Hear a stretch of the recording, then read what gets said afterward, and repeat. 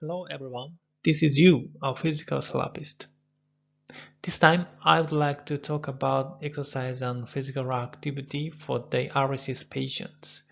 The way of thinking about exercise for them has been changing now.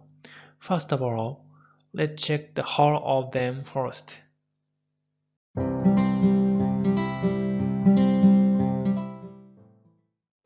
These are contents. I will talk about the international guideline, the Japanese guideline, and previous studies. Then, I will talk about the future prospects of the field. First, I will introduce the international guideline. In the guideline that was published by Kidney Disease Outcome Quality Initiative, they said these as follows. All dialysis patients should be counseled and regularly encouraged by nephrology and dialysis staff to increase their level of physical activity, and evaluation of physical functioning and re-evaluation of the physical activity program should be done at least every 6 months. They also said that many dialysis patients are severely deconditioned and therefore may need a referral for physical therapy to increase strength and endurance to the point where they are able to adapt the recommended levels of physical activity.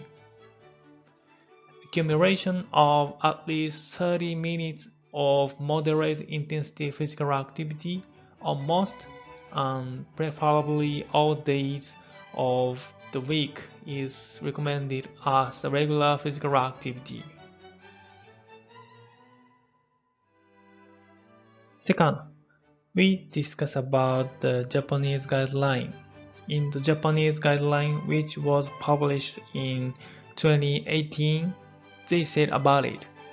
Exercise therapy is recommended for hemodialysis patients because it has been suggested to improve exercise tolerance, walking ability, and physical QOL. Third, let's check about previous studies in order. In the systematic review in 2015, they said that the documented adaptations to exercise training in the 29 trials reviewed represent important areas of benefit to the HD population. The physiological, functional, and psychological adaptations induced by exercise may be associated with reduced cardiovascular risk profile, improved QOL, and extended lifespan.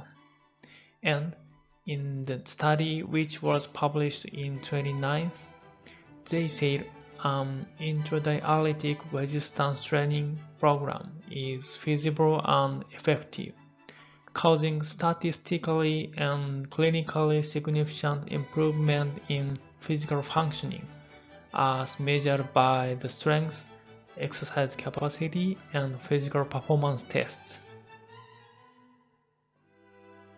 The dialysis outcome and practice pattern study in 2010, they said that patients in facilities with more regular exercises had lower mortality risks than patients in facilities with fewer regular exercises.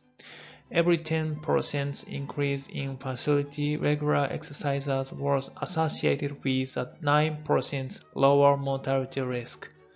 Incidentally, they said that this provides the first description of international patterns of physical exercise among hemodialysis patients and reports a strong association of regular exercise with higher health-related quality of life and long survival.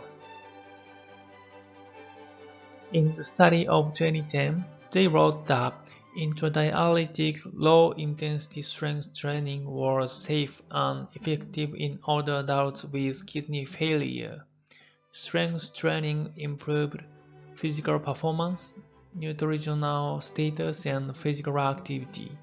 Our findings suggest that this exercise modality is promising as an adjunct to routine care of patients with kidney failure treated with hemodialysis. There were some reports in 2013 study the resistance exercise program during interdialysis clinical parameters changed muscle strength testing and a significant improvement in QOL assessment were observed. And in 2015 study, exercise training for patients with dialysis should be seen as a main strategy aside from pharmacological therapy and dialysis. In 2015's randomized controlled trial, they said that chair stand exercise increases the quadriceps muscle volume and is useful in improving ADL, particularly in mobility and locomotion of elderly hemodialysis patients. Then, in the paper which was published in 2018, they wrote that engaging in walking-based physical activity is associated with decreased mortality risk among hemodialysis patients.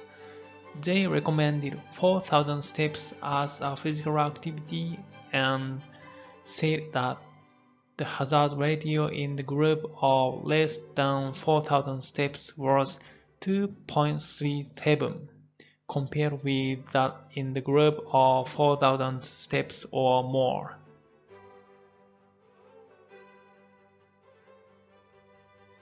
Finally, I will summarize current situation and talk about from now on.